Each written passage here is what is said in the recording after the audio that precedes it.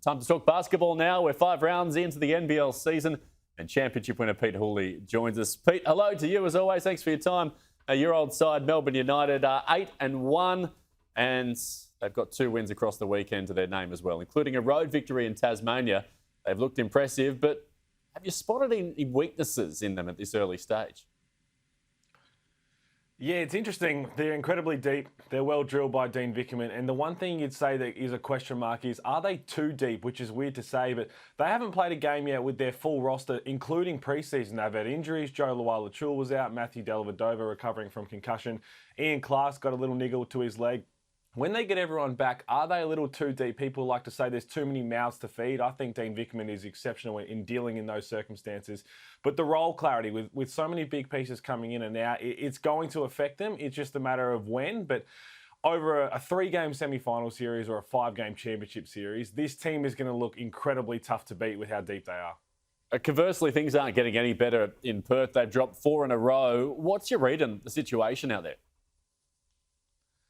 Well, it's not great. That's putting it nicely. It's really dire straits right now over there in Perth. And defensively, they're not up to it. Offensively, they look like a bit of a shambles and they're getting beat up on the glass. This roster was not put together to struggle this badly early on. And a lot of people are calling for change. And a lot of people need to remember that last year, Perth struggled in the first half of the season. John Rillie, head coach, made a lineup change to the starters. And then they went on a run and made the play-in tournament, won that first game and then lost after that. So I think a change is brewing. I don't know what it will be, but I think there's going to be some lineup changes, potentially some players who are playing big minutes, not playing much at all, and maybe it's time to give the youngsters a go and see if they can spark something.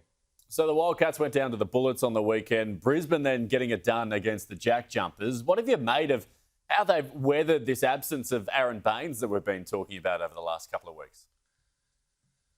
Well, it was night and day. He's been gone for 5 games, Aaron Baines, through suspension. The first 3 games they dropped, they looked a shambles themselves. They were all over the place. They couldn't defend anything. And the last 2 games this round, they looked exceptional. Tyrell Harrison, the big man, stepping in for those starters minutes, looked great. Rocco Zakarski. But I put it down to Nathan Sobey being elite on the offensive end. And Sam McDaniel could be down as one of the recruits of the year coming over from Tasmania. He held Bryce Cotton to 7 points and he clamped up Milton Doyle, an MVP contender, against the Jack Jumpers as well. So defensively, when they're rolling, Mitch Norton's done a great job stepping into the starting point guard role without Shannon Scott. And this is the culture that new head coach Justin Schuller wanted to get going early. They've obviously had a bit of a stumble, losing 4 straight, but this is the Brisbane Bullets everybody wanted to see for the last couple of seasons. Yeah, it's what we've been waiting for. Finally, any concerns for the Jack Jumpers that dropped a couple of games across the weekend? They've now lost 3 of their last 4. Well, I'm still high on them as being title contenders, but I do have some major concerns when it comes to their big man department. Marcus Lee's their starting big right now because Will Magnay is still out injured, and he continues to pick up fouls, whether that's 2 early fouls in the first quarter like he did against United, where he had to sit down and then Joe Luai-Lachul and Hook Porty just went to work, or it's when they played Brisbane, he fouled out with about 5 minutes to go and they ended up giving up a couple of offensive rebounds and some layups because his rim protection wasn't there.